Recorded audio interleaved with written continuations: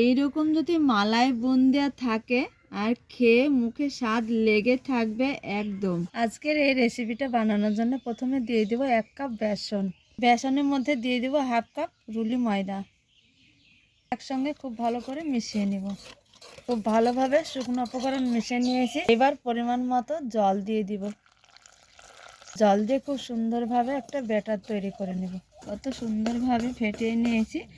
আর এইভাবে ব্যাটারটা ঠিকঠাকভাবে তৈরি করে নিতে হবে। দেখো তোমাদের গাঢ়ত্ব দেখাচ্ছি। এবার এই হাতায় 1 চামচ বেসন নিয়েছি। এবার এইভাবে দিয়ে দিব, বুন্দিয়াটা ভেজে নেব।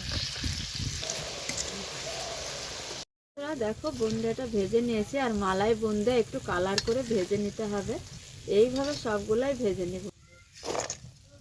তো বন্ধুরা দেখো, মালাই বুন্দিয়ার জন্য এখানে নিয়েছি 1 লিটার দুধ। আর দুধটা খুব ভালো করে বলক তুলে নিতে হবে, কাঁচা গন্ধটা যাতে না থাকে।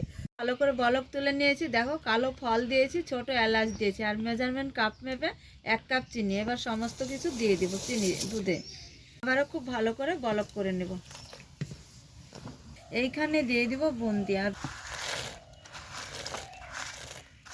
এই যে মালাই বুন্দিয়াটা খেতে খুবই ভালো লাগে। এইরকম যদি মালাই বুন্দিয়া থাকে আর খেয়ে মুখে স্বাদ লেগে থাকবে একদম।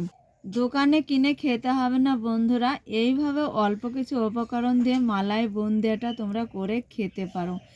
দারুণ একটা রসালো মিষ্টি খাবার বলতে পারো, আর খেতে খুব সুস্বাদু হয়, দারুণ একটা টেস্ট। আজকের মালাই বুন্দিয়া তোমাদের কেমন লেগেছে অবশ্যই তোমরা একটা লাইক কমেন্ট শেয়ার করবে, আর চ্যানেলটা সাবস্ক্রাইব করে পাশে থাকবে। আজকের রেসিপি এই পর্যন্ত, এইখানে শেষ করছি বন্ধুরা। যেখানে থাকো ভালো থাকো, সুস্থ থাকো, তোমাদের টাটা।